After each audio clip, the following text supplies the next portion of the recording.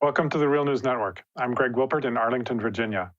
Lebanon has been experiencing mass protests over the past week. Protesters are chanting, "The people want the fall of the regime," which is a direct quote from the 2011 Arab Spring chants that brought down the authoritarian governments of Egypt, Libya, and Tunisia. Protests started last week when the government revealed a plan to tax WhatsApp calls, but the protests quickly spread and now include many more demands for social justice. As a result, the Christian party Lebanese Forces recently left the coalition government in order to protest against the government. Prime Minister Saad Hariri demanded that the government come up with a reform plan within 72 hours, and it has. But the protesters continue to demonstrate, saying that they do not believe the government's sincerity. Assad Tebyan is one of the protesters who gave an interview to Reuters. Here's what he had to say. We are used to Hariri's promises. Before the elections, he promised 900,000 jobs. They all promised reforms and to fight corruption. And here we are a year and a half later. What a lie. They claim to change, and they are the ones who are corrupt themselves. Joining me now to discuss the protests in Lebanon is Assad Abukhalil. He is a leading expert on the Middle East politics and is professor of political science at California State University Stanislaus. Also, he regularly writes for his website, the Angry Arab News Service. Welcome back, Assad. Thank you for inviting me. When we covered the recent protests in Iraq, we discussed here at the Real News how the multi-ethnic quota-based government system imposed on Iraq by the U.S. occupation forces is now crumbling, and that the people there are protesting against it. Now, in Lebanon, which also has a multi-sectarian or multi-ethnic government system that was put in place after the Civil War, also seems to be facing major protests against this system. Can you explain to us what it is about the way the government is designed that makes corruption more likely and that leads to people to demonstrate against it with such anger as they are? It's fair to say the United States emulated the Lebanese model when it created this corrupt system inside Iraq. The Lebanese system was set up by French colonialism, and it was very much designed to divide the Lebanese people according to sectarian lines and divisions. And this has been reinforced over the years and the decades by a political system that distributed the spoils to the elite, but from various different sects. The current crisis can be traced back to 1992, when there was a billionaire who was thrusted on Lebanon against the wishes of the people of Lebanon. His name is Rafik Hariri. His son is currently the prime minister. He's also a billionaire, and he was a voice for the combination of an alliance of the Syrian regime, the Saudi regime, and the United States. And basically what we are witnessing is the result of neoliberalism writ large. The Lebanese economy is based on pure capitalism, and what Rafik Hariri over the decade has done is to follow the recipes of the World Bank and the IMF under the tutelage of the United States, by the way. Let us not lose sight. The United States is heavily involved in what's happening in Lebanon today. So much of the wrath today, for example, was focused against the central bank governor who has been responsible for the acute economic situation where the economy is based on profiting the pockets of big banks of Lebanon and the various billionaires who all are politicians inside the country. And there is massive corruption, and Rafik Hariri, what he has done is accentuated the social economic injustices in Lebanon by removing all support for the public sector of Lebanon. He destroyed the Lebanese university. He destroyed the public broadcasting in Lebanon. He tried to gut out the social security system. He underfunded all public schools and hospitals and so on, because he wanted to build an economy that would be based on servicing the tourism of wealthy people from the Gulf countries. Basically the sex industry, the casinos, restaurants, and no productive sector of the economy. The Lebanese cannot take anymore. And there is a very unfair tax system, which is to the benefit of the wealthy class. Just to give listeners an idea of how unfair it is, when Rafik Hariri was killed in 2005, he left behind a fortune of $16 billion. The Lebanese government managed to divide a taxing scheme where his kids, his inheritors, did not have to pay a penny of that big fortune. So we now see a more progressive trend. This current movement is different from 2015.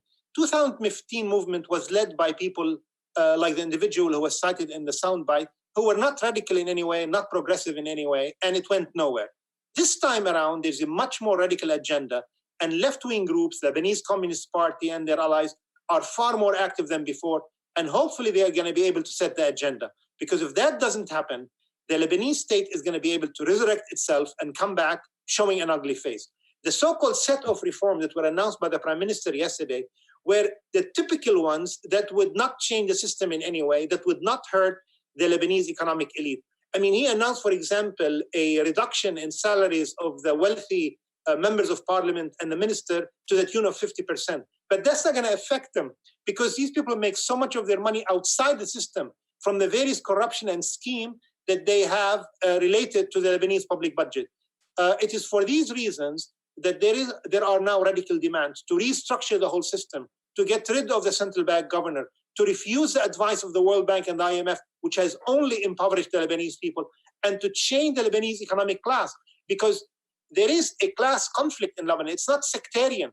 Whether you are Sunni or Shiite or Christian or Muslim, all of you are suffering from a system that is profiting the billionaires who come from different sects. So just as the elite is united in their aggressive capitalism, the public, the masses, are now exhibiting signs of unprecedented union that is also cutting across sectarian lines. Now, when demonstrators shouted, the people want to follow the regime in Syria, Hezbollah back then sent thousands of soldiers to support Hafez al-Assad. Now, we hear that people in Sur, in southern Lebanon, are calling, or actually are shouting, the people want to follow the regime. Are they not going to be afraid of Hezbollah, or are they intentionally defying Hezbollah's Greg, power? let me dispute your account entirely. I am from the region of Tyre, and I know the area well. My family is from Tyre. My ancestors from there. It is not that the Syrian regime was facing an uprising. The Syrian regime is a brutal regime. The Syrian people have every right and deserve to get rid of that regime. No question about that. But your account that there was an uprising and the Hezbollah went there to support it, it wasn't like that at all. In fact, what happened, there was outside intervention in Syria on the side of the rebels by Israel, the Gulf countries, the United States, and Western Europe. And they were directing all their effort against Hezbollah as well. And they were sending car bombs into Lebanon. At that point, in 2013, long after the ruling elite of Lebanon, the pro-American so-called Western coalition of March 14, after they were arming and financing militias like Al-Nusra Front, like ISIS even, and various groups related to them inside Lebanon in Tripoli, after that, Hezbollah went and intervened, even though I am not a fan of their intervention, but your account is not true.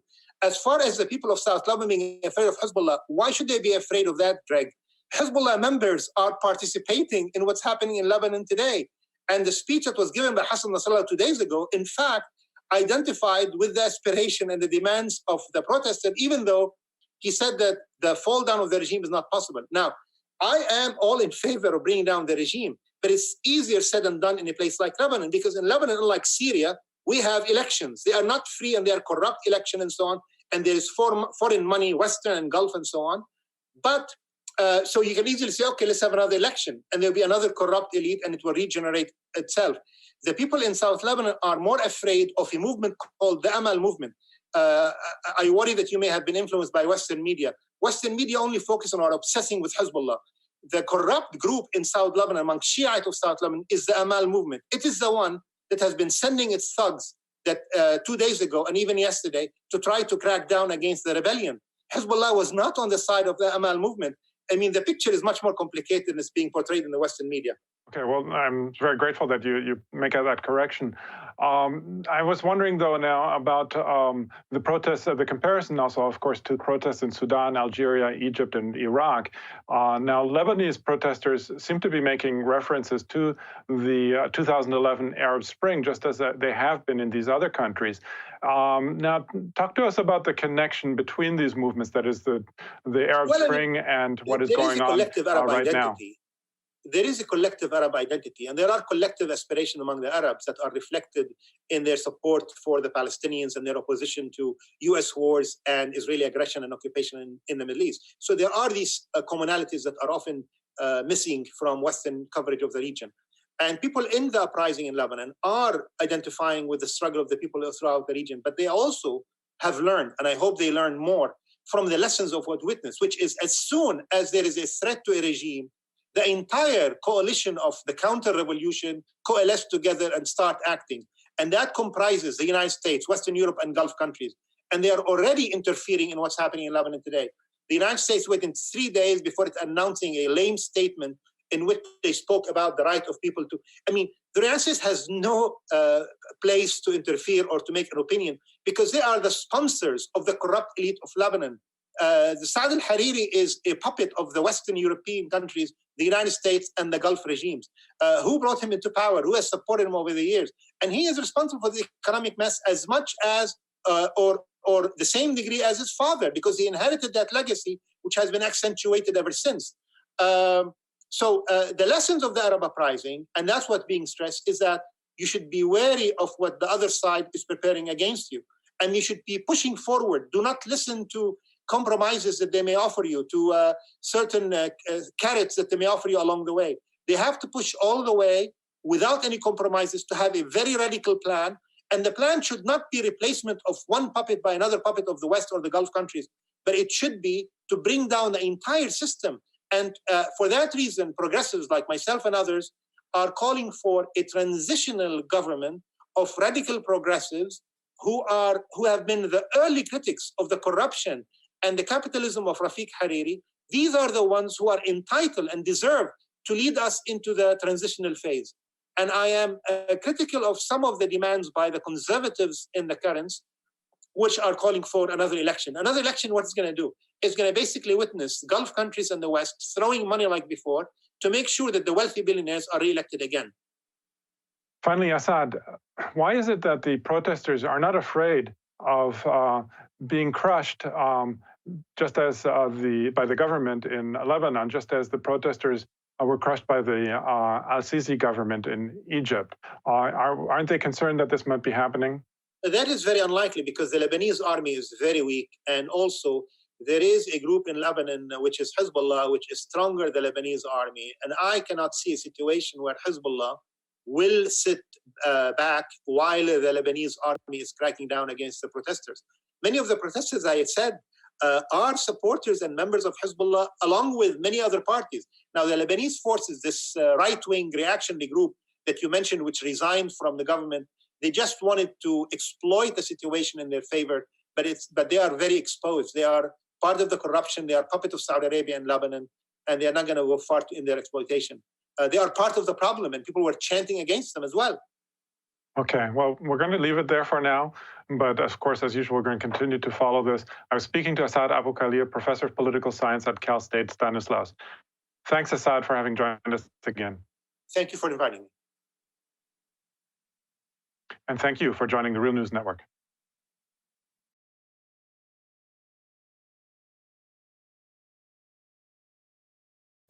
Hey y'all, my name is Tharna Noor and I'm a climate crisis reporter here at the Real News Network. This is a crucial moment for humanity and for the planet. So if you like what we do, please support us by subscribing at the link below. Thank you.